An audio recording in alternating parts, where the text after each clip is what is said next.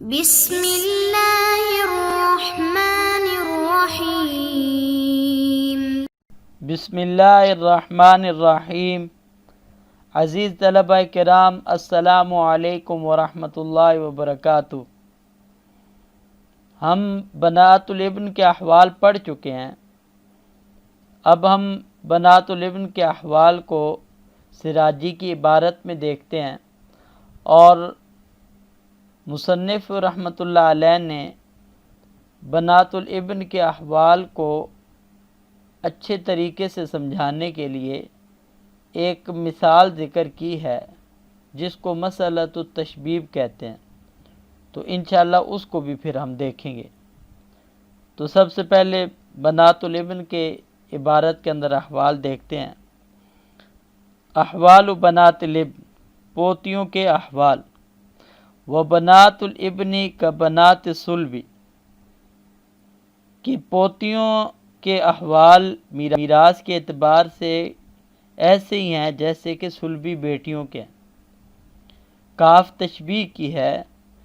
تو مصنف یہ وہاں پہ لاتے ہیں کہ جب ایک فریق کے احوال وہ بیانی دوسرے فریق کے احوال ہوں، تو کیونکہ صلبی بیٹی کے 3 احوال تھے کہ ایک ہو تو نصف ملے گا، 2 یا 2 سے زیادہ ہوں تو 2 ثلث ملیں گے، اور اگر ان کے ساتھ ابن آ جائے تو وہ ان کو عصبہ کر دیتا ہے۔ بالکل اسی طرح بنات الابن کے لیے بھی یہی ہے، اگر ایک بنت الابن ہو تو اس کو نصف ملے گا، اور اگر 2 یا 2 سے زیادہ بنت الابن ہوں تو ان کو 2 ثلث ملے گا، اور اگر بنت الابن کے ساتھ ابن الابن آ جائے تو وہ ان کو عصبہ کر دے گا۔ تو اسی بات کو سمجھانے کے لیے مصنف نے فرمایا وہ بنات الابن کا بنات صلبی وَلَهُنَّ احوال 6، اور ان کے 6 احوال ہیں۔ النصف للواحدہ، ایک بنت الابن ہوگی تو اس کے لیے نصف ہوگا۔ والثلثان للاثنتین فصاعدۃ، اور 2/3 جب 2 یا 2 سے زیادہ ہوں، لیکن ساتھ میں شرط یہ ہے عند عدم بنات صلبی، جبکہ ساتھ میں صلبی بیٹیاں نہ ہوں۔ تیسری حالت یہ ہے کہ وَلَهُنَّ السُّدُسُ مع الواحدۃ الصلبیۃ، کہ ایک صلبی بیٹی کے ساتھ پوتیوں کے لیے سدس ہوگا، 6واں حصہ ہوگا۔ تکملۃ للثلثین، ثلثین کو پورا کرنے کے لیے، کیونکہ بنات کے حصے کے بارے میں قرآن نے ذکر کیا ہے کہ ان کا حصہ 2/3 ہے، تو جب ایک بیٹی ہو میت کی تو نصف اس کو دے دیں گے، تو اس کے بعد 2/3 مکمل کرنے کے لیے سدس وہ بنت الابن کو دے دیں گے تاکہ 2/3 مکمل ہو جائیں۔ تو اسی بات کو مصنف نے بتایا تکملۃ للثلثین، کہ بنت الابن کو سدس اس وجہ سے دے گیں تاکہ 2 ثلث پورے ہو جائیں۔ ولا یرثن مع صلبیتین، یہ ان کی 4تھی حالت ہے کہ بنات الابن وہ 2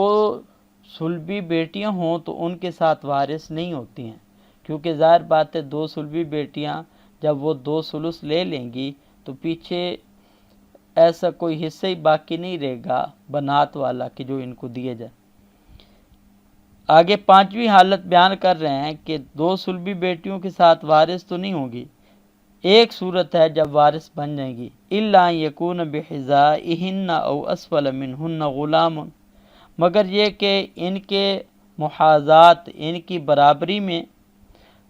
او اسفل منہن، یا ان سے نیچے کسی بطن میں کوئی لڑکا ہو تو وہ لڑکا ان کو عصبہ کر دے، فیعصبہن، تو وہ لڑکا ان کو عصبہ بنا دے، تو یہ بنات الابن عصبہ للغیر ہونے کی وجہ سے وارث بن جائیں گی۔ والباقی بینہم للذکر مثل حظ الانثیین، اور اس صورت میں ترکہ یعنی کہ صاحب فرض کو اس کا فرض دینے کے بعد جو باقی بچے گا وہ ان کے درمیان للذکر مثل حظ الانثیین کے ضابطے سے تقسیم کیا جائے گا۔ وَيَسْقُطْنَ بِالْإِبْنِ، یہ ان کی چھٹی حالت ہے کہ اگر میت کا بیٹا ہو تو تمام بنات الابن ساقط ہو جاتی ہیں۔ دوستو اب ہم چلتے ہیں مسئلۃ التشبیب کی طرف۔ سراجی کے مصنف نے بنات الابن کے احوال بیان کرنے کے بعد ایک بنات الابن کے احوال پر ہی مثال ذکر کی ہے جو کئی فریق اور کئی بطون پر مشتمل ہے، جس کا نام انہوں نے مسئلۃ التشبیب رکھا ہے۔ تشبیب کہتے ہیں کہ جب کوئی شاعر کسی موضوع پر قصیدہ کہے تو ابتدائی اشعار کے اندر عورتوں کے حسن و جمال کو بیان کرے تاکہ قصیدہ سننے والے قصیدے کو پوری دل جمعی سے سنیں۔ تو اسی طرح مصنف نے ایک دلچسپ مثال ذکر کی ہے تاکہ طلبہ کے لیے وہ تشخیص اذہان کے طور پر ثابت ہو اور طلبہ پوری دل جمعی سے اس کو دیکھیں، سمجھیں اور بنات الابن کے احوال کو اچھی طرح ضبط کر سکیں۔ اس مسئلۃ التشبیب سے مصنف ہمیں 5 باتیں سمجھانا چاہتے ہیں۔ ان باتوں کو سمجھنے سے پہلے 3 لفظ آپ سمجھ لیں۔ نمبر 1 اولیاء، یہ آگے لفظ استعمال ہوگا، اس کا مطلب یہ ہے کہ اوپر والے بطن کی کوئی بنت الابن ہو تو اس کو ہم اولیاء کہیں گے، یہ اعلیٰ کی مونث ہے۔ دوسرا لفظ ہے وسطیٰ، یہ اوسط کی مونث ہے، اس کا مقصد کوئی درمیانے بطن کی کوئی بنت الابن ہو۔ تیسرا لفظ ہے سفلیٰ، یہ اسفل کی مونث ہے، جس کا مطلب یہ ہے کہ کوئی نیچے والے بطن کی بنت الابن ہو۔ تو اب ہم وہ 5 چیزیں سمجھتے ہیں کہ جو مصنف ہمیں اس مسئلے سے سمجھانا چاہتا ہے۔ نمبر 1 کہ اگر بنت الابن اولیاء نہ ہو تو جو سفل ہوگی وہ اس کے قائم مقام ہو جائے گی۔ تو اگر اولیاء نہیں ہوگی تو اب سفلا وہ وارث بن جائے گی، اور کوئی ضروری نہیں کہ وہ سفلا اسی ایک ہی فریق میں سے ہو اور اسی ابن کی اولاد میں سے ہو، بلکہ وہ کسی اور ابن کی اولاد میں سے بھی ہو سکتی ہے۔ دوسرا مقصد یہ ہے کہ اولیاء جب ایک ہو تو سفلا کو سدس ملے گا، چاہے اسی فریق سے ہو یا دوسرے سے ہو۔ ظاہر بات ہے جب اولیاء موجود ہے تو وہ نصف وراثت کا لے گی، اور پھر اس کے بعد ایک سدس ہی بچتا ہے، کیونکہ بنات کا حصہ وراثت میں وہ 2 ثلث طے کیے گئے۔ تو یہی بات اس میں ہم کہہ رہے ہیں کہ اولیاء جب ایک ہو تو سفلا کو سدس ملے گا، چاہے اسی فریق سے ہو یا دوسرے فریق سے۔ تیسری بات یہ سمجھائی ہے کہ اولیاء جب ایک سے زیادہ ہوں تو سفلا محجوب ہو جائے گی، جیسے کہ ہم نے بنات الابن کے احوال میں بھی پڑھ لی ہے۔ اور چوتھی بات یہ سمجھائی ہے کہ ابن الابن کی 3 حالتیں ہیں، کہ یعنی اگر ابن الابن کی وجہ جب وہ عصبہ بنتا ہے تو اس کے عصبہ ہونے کی بنا پر جو اس کے محاذات کے اندر، اس کی مساوات میں جو اس کی بہن ہو یا اسی طرح اس کی چچا زاد ہوگی، اس کو ہم بنت متحاذیہ کہیں گے، تو یہ اس کو بھی عصبہ بناتا ہے۔ اسی طرح جو اس سے نیچے والی بنت سفلا ہے یہ اس کو ضرور محجوب کرتا ہے، اور جو بنت اولیاء ہے اگر وہ صاحب فرض نہ ہو تو اس کو بھی عصبہ بنا دیتا ہے۔ 5ویں بات یہ سمجھائی ہے کہ ابن الابن بنت الابن کو عصبہ بناتا ہے، چاہے اسی فریق سے ہو یا دوسرے فریق سے ہو۔ اب اس مسئلۃ التشبیب کے اندر مصنف نے جو بناوٹ کی ہے نا جی، تو سب سے پہلے تو یہ ایک فرضی صورت ہے، اس کو کوئی حقیقی صورت نہ سمجھے۔ نمبر 2 اس کے اندر مصنف نے 3 فریق بنائے ہیں اور 6 بطن بنائے ہیں اور 21 افراد ہیں ٹوٹل، جن میں سے 12 بیٹے ہیں اور 9 بیٹیاں ہیں، اور زندہ صرف اور صرف بنات ہی ہیں۔ تیسرے نمبر پہ پہلے فریق میں 6 افراد ہیں، دوسرے میں 7 اور تیسرے میں 8 رکھے گئے ترتیب سے۔ چوتھے نمبر پہ یہ بات سمجھیں کہ ہر فریق میں بنات مساوی ہیں، یعنی کہ میت کے 3 بیٹے ہیں تو پہلے بیٹے میں بھی جو بنات الابن وہ 3 ہیں، دوسرے میں بھی 3 ہیں، تیسرے میں بھی 3 ہیں، تو 3 فریق میں سے ہر فریق کے اندر بنات الابن وہ مساوی ہیں، جبکہ ابن کی جو ترتیب ہے پہلے میں 3، دوسرے فریق میں 4 ہیں اور تیسرے میں 5 ہے۔ پانچویں بات یہ سمجھیں کہ پہلے بطن کوئی بنت نہیں ہے، یعنی 6 بطن کی ترتیب رکھی ہے نا جی، تو پہلے بطن کے اندر کوئی بنت نہیں ہے بلکہ صرف اور صرف ابن ہی ہیں، اور آخری بطن میں کوئی ابن نہیں ہے بلکہ اس کے اندر صرف ایک بنت ہی ہے۔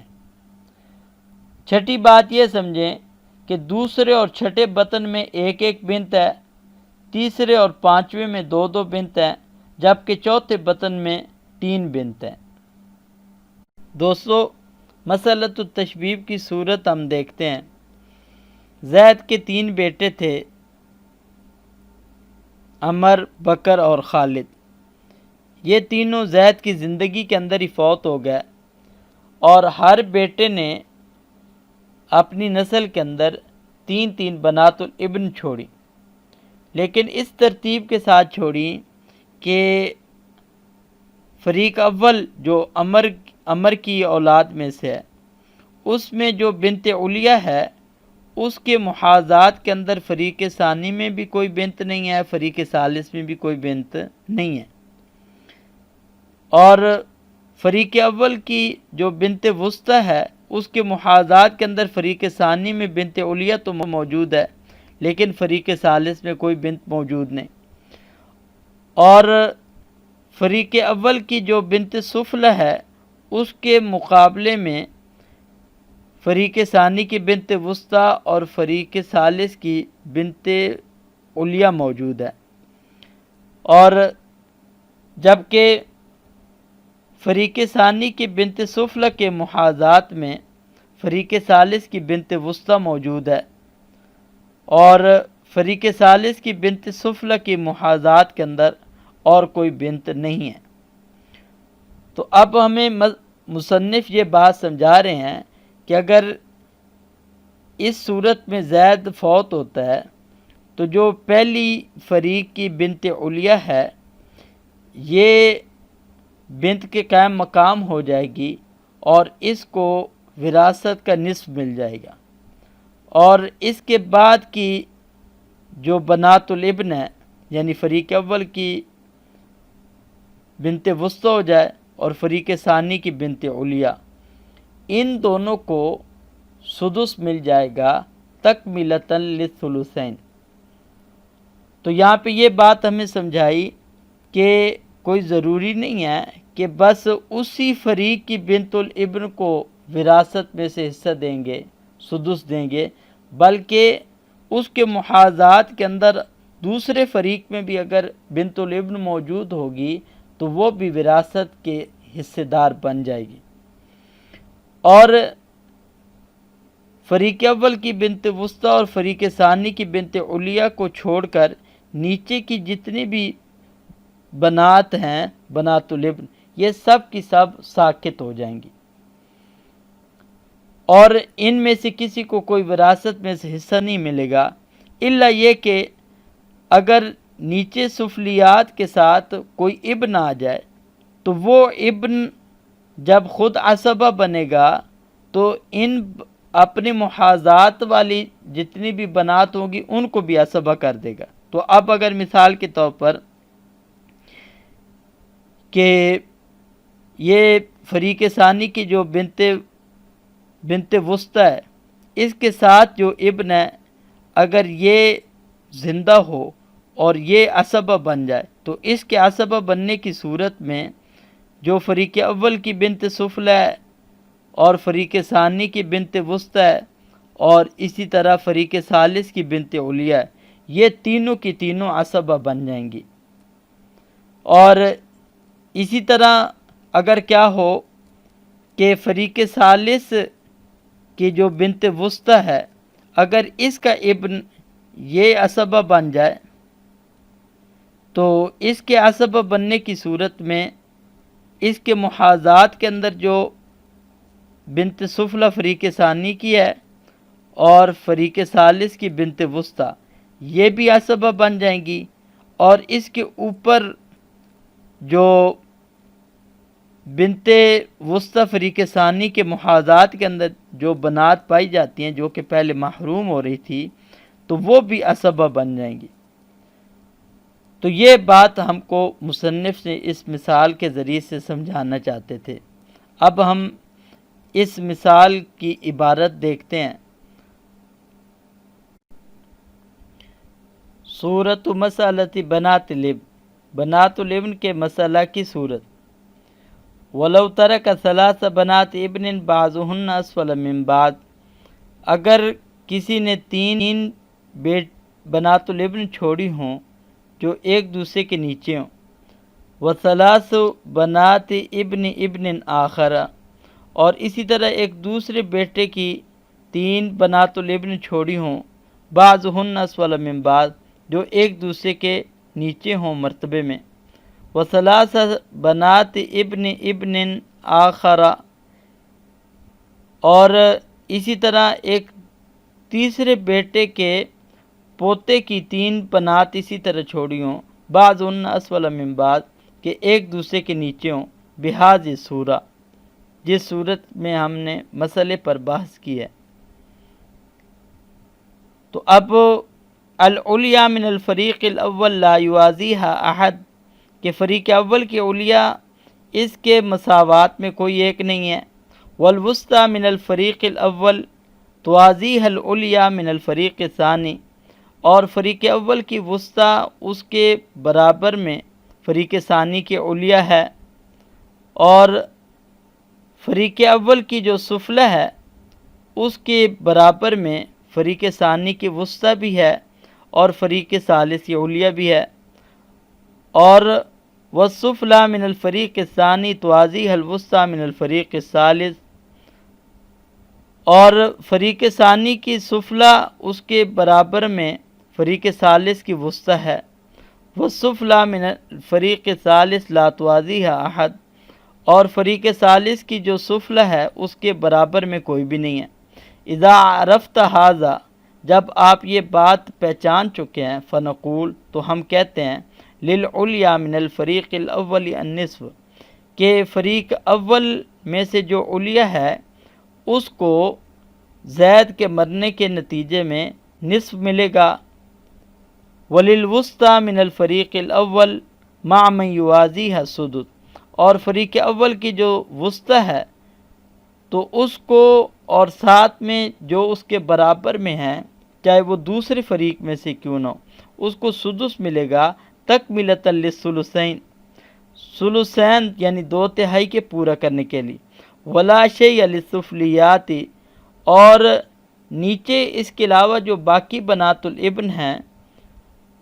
جو کہ فریق اول کی وسطی کے نیچے ہیں تو ان کے لیے کچھ بھی نہیں ہوگا، سوائے ایک صورت میں، الا ان یکون معہن غلام، کہ یہ کہ ان کے ساتھ کوئی لڑکا ہو، فیعصبہن،